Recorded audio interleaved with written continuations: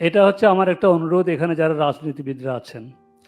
আরেকটা হচ্ছে আমাদের বাংলাদেশে দেখা গেছে পারিবারিক একটা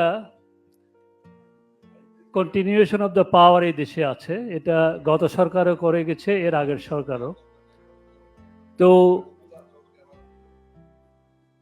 তো আমি জানি একটা বিশিষ্ট রাজনৈতিক দলের নেতা বলেছেন বা রাজি হয়েছেন উনি দুইবারের বেশি প্রধানমন্ত্রী করা যাবে না।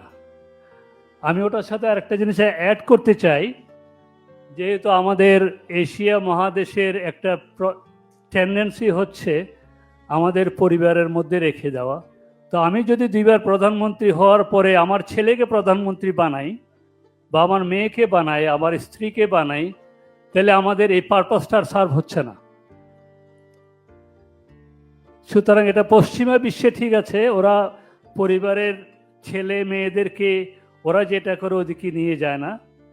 আমাদের দেশে এই প্রবণতা আছে। আমি এমপি এবার, আমি যখন বয়স আমার বেড়ে যাবে তখন আমি আমার ছেলেকে রেডি করি এমপি হওয়ার জন্য। তো এই যেহেতু আমাদের দেশে এই কালচারটা আছে, এই দুইবারের লিমিটেশনসটা ইমিডিয়েট ফ্যামিলি মেম্বারকে যদি সামহাউ অ্যাড করা যায়, তাহলে আমরা নিশ্চয়তা পাবো এটা পরিবারের ভিতরে আর থাকবে না।